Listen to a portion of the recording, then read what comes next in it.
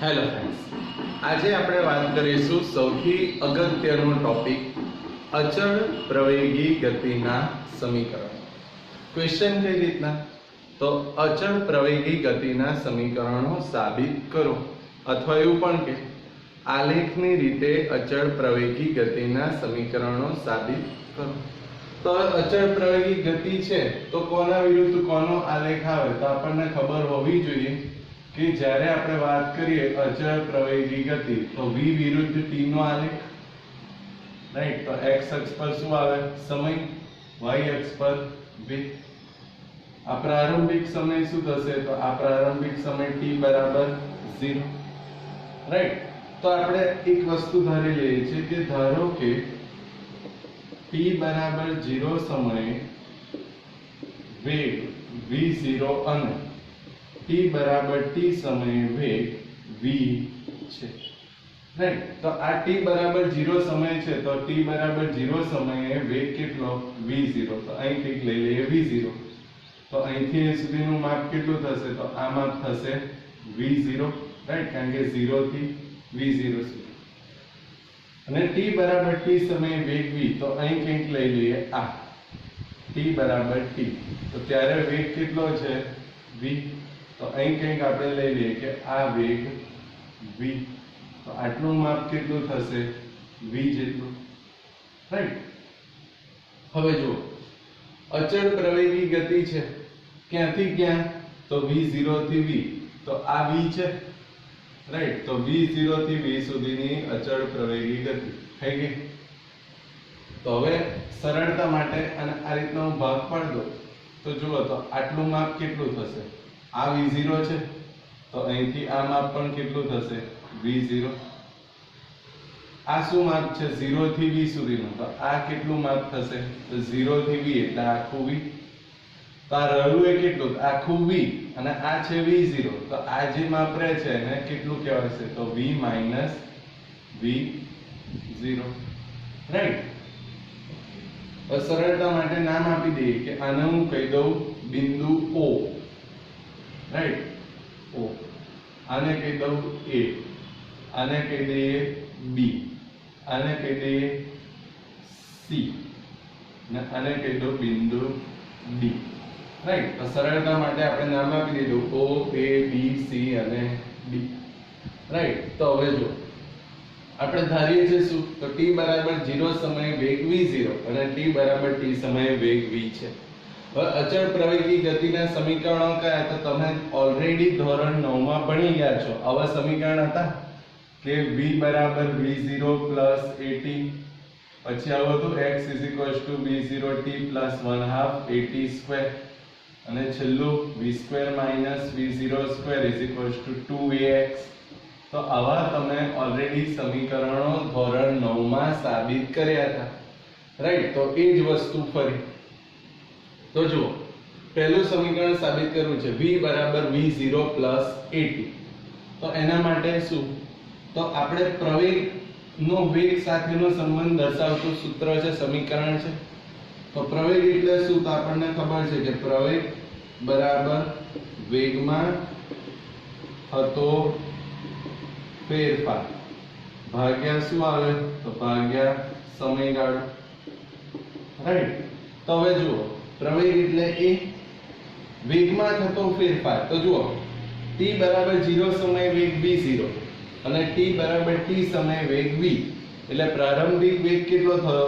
v0 અને અંતિમ વેગ કેટલો છે? v. તો વેગમાં થતો ફેરફાર કેટલો? તો v માઈનસ v0 અપોન સમયગાળો કેટલો? તો t બરાબર 0 થી t બરાબર t. તો પ્રારંભિક સમય 0 અને અંતિમ સમય t. તો અંતિમ t ઓછા પ્રારંભિક સમય 0. તો આના પરથી આપણને શું મળે? તો આના પરથી આવું થાય, માટે a બરાબર શું લખાય? v minus v0 upon t minus 0 એટલે t. આને કહી દઉં સમીકરણ 1. હવે જુઓ, તો આપણે કેવું સમીકરણ જોઈએ છે? તો v બરાબર v0 at. તો આ t ને આ બાજુ લઈ લઈએ તો શું સમીકરણ થાય?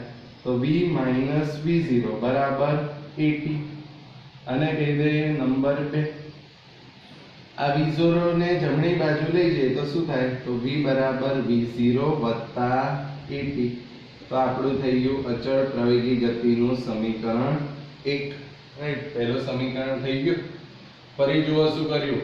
તો આલેખ તો બધાને ક્લિયર જ છે. vt નો આલેખ, t બરાબર 0 સમયે વેગ v0, t બરાબર t સમયે વેગ v, રાઈટ. તો સરળતા માટે આ માપ v0 થશે, 0 થી v નું આ માપ v, સેમ અહીંયા કુલ માપ v, આ માપ v0, તો રહ્યું કેટલું v v. પહેલું સમીકરણ જોઈએ છે પ્રવેગનો વેગ સાથેનો સંબંધ. તો પ્રવેગ એટલે વેગમાં થતો ફેરફાર ભાગ્યા સમયગાળો. તો વેગમાં કેટલો ફેરફાર થયો? તો v0 થી v, તો અંતિમ ઓછા પ્રારંભિક એટલે v v0. સમય તો 0 થી t, તો અંતિમ t ઓછા પ્રારંભિક 0.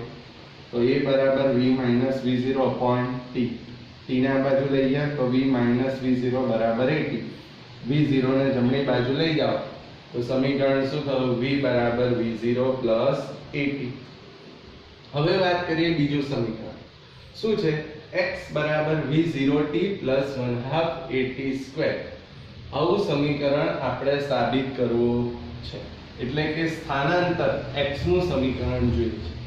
હવે એક વસ્તુ યાદ રાખજો મિત્રો, કે જ્યારે આપણને v વિરુદ્ધ t નો આલેખ આપ્યો હોય અને સ્થાનાંતર શોધવું હોય તો આપણે vt ના આલેખે જેટલું ક્ષેત્રફળ ઘેર્યું હોય ને એ જ શું થાય?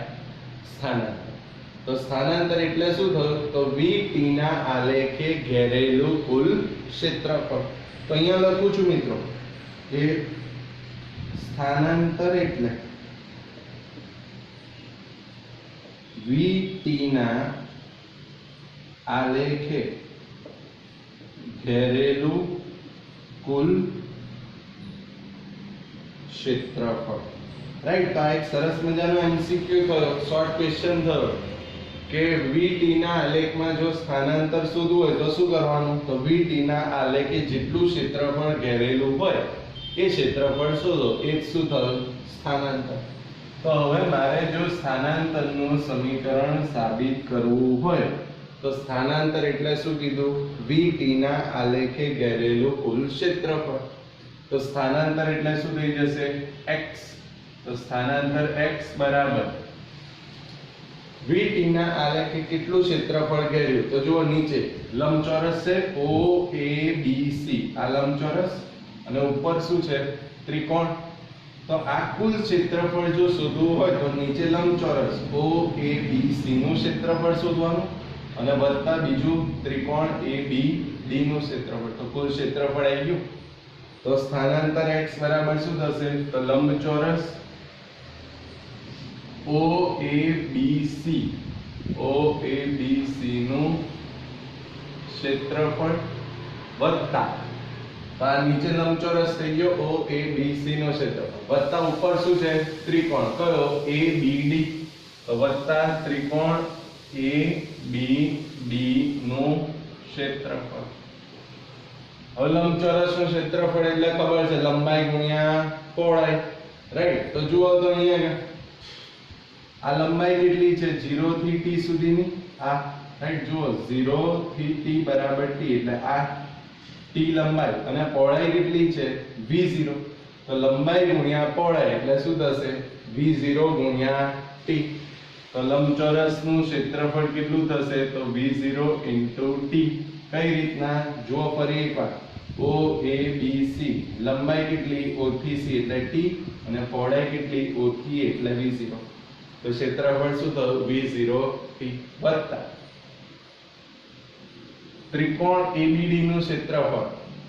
તો ત્રિકોણ ABD નું ક્ષેત્રફળ કેટલું થાય? તો ત્રિકોણનું ક્ષેત્રફળ એટલે 1/2 પાયો ગુણ્યા વેગ. તો જુઓ પાયો એટલે શું થશે? આ A થી B સુધીનું માપ. તો આ A થી B સુધીનું માપ કેટલું થાય? t જેટલું જ. એટલે પાયો કેટલો થયો? t. અને વેગ એટલે શું થયું? BD. તો વેગ BD કેટલો છે? તો શોધેલો જ છે. જુઓ v v0. તો ત્રિકોણ ABD નું ક્ષેત્રફળ શું થશે? તો 1/2 પાયો એટલે t. કેટલું માપ? A થી B સુધીનું માપ. અને વેગ એટલે કેટલો થયો? BD. કેટલો? v v0, right. અહીંયા આગળ લખી રાખું છું કે ત્રિકોણનું ક્ષેત્રફળ બરાબર શું થાય 1/2 પાયો ગુણ્યા વેધ, રાઈટ, પાયો ગુણ્યા વેધ. તો પાયો એટલે કેટલો થયો AB અને વેધ કેટલો BD.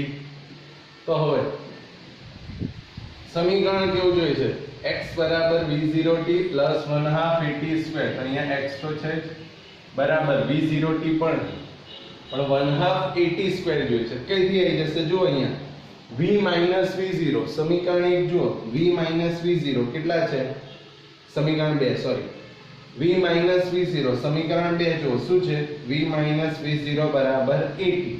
તો v માઈનસ v0 ની કિંમત કેટલી થશે 80.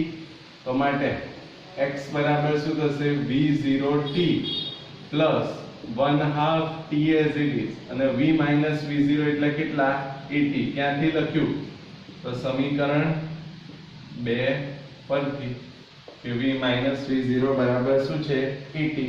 તો સમીકરણ સાબિત થઈ ગયું. માટે x બરાબર v0t વત્તા 1/2 at સ્ક્વેર. તો આને આપણે કહી દઈએ સમીકરણ નંબર 4, રાઈટ. તો અચળ પ્રવેગી ગતિનું સમીકરણ તૈયાર. નંબર બીજું તો પહેલું સમીકરણ શું હતું v બરાબર v0 પ્લસ 80. બીજું x બરાબર v0t પ્લસ 1/2 at સ્ક્વેર. એ પછી આપણે સાબિત કરવું છે સમીકરણ 3. શું છે જુઓ તો v square minus v0 square બરાબર 2ax. એટલે વેગ પણ જોઈએ છે, પ્રવેગે જોઈએ છે અને સ્થાનાંતર x પણ જોઈએ છે, રાઈટ. તો અહીંયા આગળ બે વેગ છે, v પણ છે અને v0 છે. તો જ્યારે બે વેગ હોય ત્યારે આપણે શું લખીએ છીએ સરેરાશ વેગ, રાઈટ. તો આ ત્રીજું સમીકરણ સાબિત કરવા માટે આપણે ઉપયોગ કરીએ સરેરાશ વેગનો. તો સરેરાશ વેગ બરાબર શું હતું તો આપણે આવું ભણ્યા કે સરેરાશ વેગ બરાબર સ્થાનાંતર ભાગ્યા સમયગાળો, રાઈટ. હવે સરેરાશ વેગ એટલે શું તો વેગની સરેરાશ પણ કહેવાય કે નહીં. યાદ કરો આપણે સરેરાશ સમય એટલે જેટલા સમય હોય એનો સરવાળો ભાગ્યા એની સંખ્યા. એમ સરેરાશ વેગ એટલે શું લખાય તો જેટલા પણ વેગ હોય એનો સરવાળો ભાગ્યા એની સંખ્યા. તો અહીંયા બે વેગ છે, એક તો v0 છે અને બીજો v છે. તો બે વેગ છે તો સરેરાશ વેગ એટલે બેનો સરવાળો અને ભાગ્યા એમની સંખ્યા. તો અહીંયા આવું લખાય કે સરેરાશ વેગ બરાબર જે બે વેગ હોય એનો સરવાળો એટલે v પ્લસ v0 ભાગ્યા એની સંખ્યા. કેટલા છે વેગ 2 તો ભાગ્યા 2. તો સરેરાશ વેગનું સૂત્ર શું થયું v plus v0 by 2, right. તો અહીંયા લખીએ કે સરેરાશ વેગ તો સરેરાશ વેગ એટલે શું થયો તો v પ્લસ v0 બાય 2 સરેરાશ વેગ બરાબર સ્થાનાંતર એટલે શું છે x અને સમયગાળો એટલે t માઈનસ 0. પણ t માઈનસ 0 એટલે શું થાય t જ થાય, કંઈ ફરક પડતો નથી. તો અહીંયા હું સ્થાનાંતરને સૂત્ર કરતા બનાવું તો x બરાબર શું થશે તો સ્થાનાંતર x બરાબર v પ્લસ v0 બાય 2 અને આને આ બાજુ લઈ જાઓ તો ઇન્ટુ t માઈનસ 0 એટલે t, રાઈટ. ફરી શું કર્યું જુઓ સરેરાશ વેગ એટલે સ્થાનાંતર ભાગ્યા સમયગાળો અને સરેરાશ વેગ એટલે આવું પણ લખાય જેટલા પણ વેગ હોય એનો સરવાળો ભાગ્યા એની સંખ્યા. બે વેગ છે v અને v0 તો v પ્લસ v0 બાય 2 એટલે સરેરાશ વેગ. તો v પ્લસ v0 બાય 2 બરાબર સ્થાનાંતર એટલે x સમયગાળો એટલે t માઈનસ 0 અથવા તો t જે કોઈ. તો સ્થાનાંતર x ને સૂત્ર કરતા બનાવો તો x બરાબર શું થશે v plus v0 by 2 into t. પણ જુઓ તો t ની કિંમત શું છે તો ફરી એકવાર અહીંયા જુઓ સમીકરણ 1 કે a બરાબર v minus v0 upon t. તો t ની કિંમત શું થાય t ને સૂત્ર કરતા બનાવો તો આવું લખાય કે v માઈનસ v0 ભાગ્યા a, રાઈટ. તો સમીકરણ 1 પરથી શું લખાય t બરાબર v minus v0 upon a. ખાલી t ને સૂત્ર કરતા બનાવીએ તો a છેદમાં, રાઈટ. તો આને કહી દઈએ સમીકરણ 5 અને આને કહી દઈએ સમીકરણ 6, રાઈટ. તો સમીકરણ 1 પરથી t ને સૂત્ર કરતા બનાવ્યા તો t બરાબર v minus v0 upon a. તો હવે આ 6 ની કિંમત 5 માં મૂકી દઈએ તો સમીકરણ 6 ની કિંમત 5 માં મૂકતા તો શું થાય? તો 5 માં મૂકો તો x બરાબર v plus v0 by 2 into સમય t એટલે શું છે? v minus v0 upon a, right? તો જો આ તો શેનું સૂત્ર થયું? a plus b a minus b. તો નાના ધોરણમાં તમે ભણ્યા જ છો a plus b a minus b એટલે શું થાય? a square minus b square, right? તો અહીંયા લખાય therefore x બરાબર a plus b a minus b એટલે પહેલું શું છે? v, તો v square ઓછા v0 તો v0 square upon 2a, right? તો આપણે કેવું સમીકરણ જોયું છે? v square ઓછા v0 square બરાબર 2ax. તો આ 2a ને આ બાજુ લઈ જાઓ તો સમીકરણ સાબિત થઈ ગયું કે v square ઓછા v0 square બરાબર 2ax. તો આ થયું અચળ પ્રવેગી ગતિનું સમીકરણ નંબર 3. તો ટોટલ અચળ પ્રવેગી ગતિના સમીકરણ કયા થયા? તો પહેલું v બરાબર v0 plus at, બીજું x બરાબર v0t plus 1/2 at square, અને ત્રીજું થયું v square minus v0 square બરાબર 2ax, રાઈટ? તો આ આપણે વાત કરી દીધી કોની? અચળ પ્રવેગી ગતિના સમીકરણોની. Okay, thank you.